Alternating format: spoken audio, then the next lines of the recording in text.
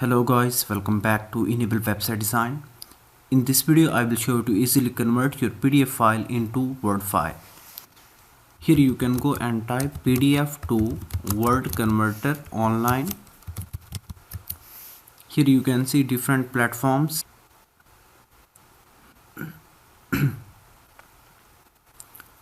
And now let me open this website.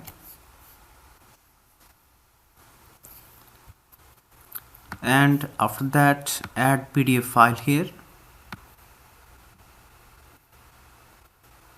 Then click here, convert button.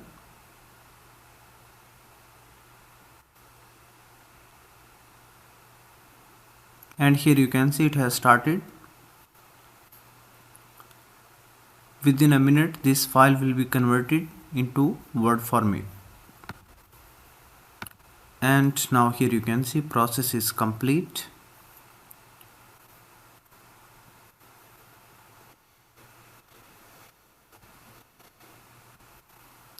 Now we can save this file into our laptop. Here you can see docs file, show more options, then click on properties.